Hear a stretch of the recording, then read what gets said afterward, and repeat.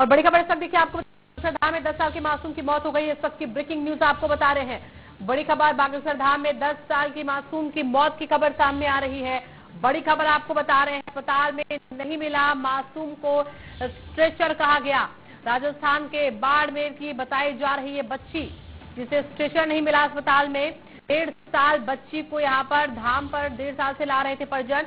बागेश्वर धाम में 10 साल की मासूम की यहाँ पर मौत की खबर, लेकिन जब अस्पताल लेकर गए तो स्ट्रेचर नहीं मिला बच्ची को। मासूम स्ट्रेचर नहीं मिलने की वजह से भी दिक्कत हुई है। बागेश्वर धाम में 10 साल की मासूम की मौत का मामला। तो बड़ी खबर इस वक्त देखिए आपको बता रहे हैं, अस्पताल में मासूम को स्ट्रेचर नहीं मिला ले जाने के लिए, और इसके चलते कहा गया है कि राजस्थान के बाड़मेर की बच्ची बताई जा रही है जिसकी मौत हो गई है। तो 1.5 साल से बच्ची को यहाँ पर ले जा रहे थे परिजन। बागेश्वर धाम में 10 साल की मासूम की मौत हो गई है। तो बड़ी खबर ये आपको बता रहे हैं, मासूम की मौत की खबर सामने आई। परिवार वाले अस्पताल पहुंचे, लेकिन वहां पर मासूम को स्ट्रेचर ही नसीब नहीं हुआ। बागेश्वर धाम में 10 साल की मासूम बच्ची ने दम तोड़ दिया।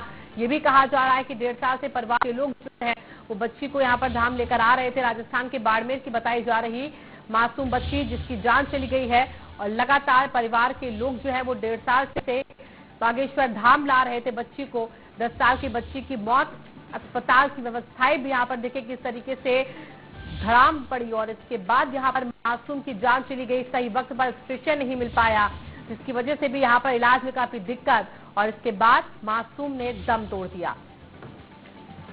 तो इस वक्त देखिए बड़ी खबर आपको बता रहे हैं, बागेश्वर धाम में 10 साल की मासूम की मौत। थाना बोर तालाब अंतर्गत आज एक दुखद घटना हुई है, जिसमें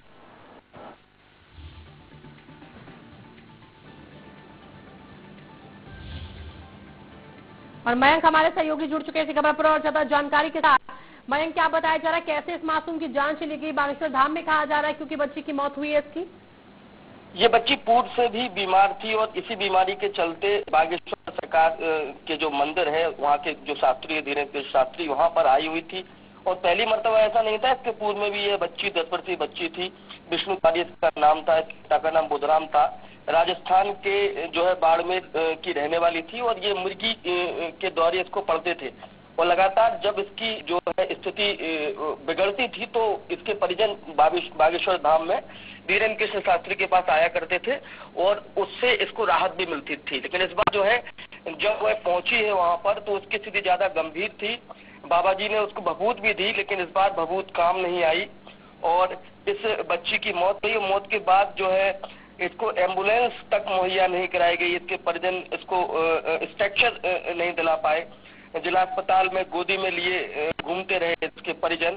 उसके बाद देर सवेर इसको प्राइवेट एम्बुलेंस के जरिए बाड़मेर जो राजस्थान की जगह है वहां पर भेजा गया है।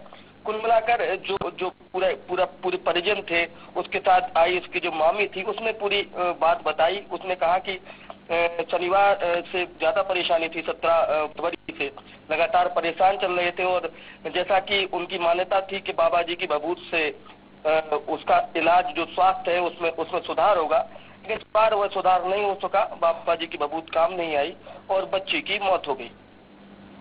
ठीक है, और अस्पताल की भी क्योंकि व्यवस्थाएं यहाँ पर देखिए मयंक बताई जा रही किस तरीके से थी कि वहाँ पर स्ट्रेचर की व्यवस्था ही नहीं थी और इस वजह से भी बच्ची को यहाँ पर काफी दिक्कत हुई, उनके परिवार के लोगों को भी दिक्कत हुई।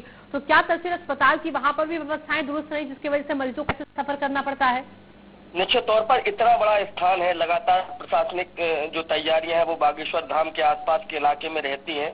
बावजूद उसके उसको सरकारी एम्बुलेंस मुहैया नहीं कराई गई, उसको प्राइवेट एम्बुलेंस में जाना हुआ। उसके अलावा स्ट्रेचर मुहैया नहीं कराया गया। गोद लेके गए वहां पर अस्पताल तक और अस्पताल में जब डॉक्टरों ने उसको मृत घोषित कर दिया गया तो यह सवाल उठता था कि ये जाए कैसे अपने गृह ग्राम में। तो उसको लेकर भी सरकारी इंतजाम थे वो नाकाफी थे, क्योंकि लगातार वीवीआईपी और वीआईपी लोगों का इस पूरे धाम में आना होता है और अब पिछले कुछ दिनों से यहाँ पर कार्यक्रम भी चल रहे थे।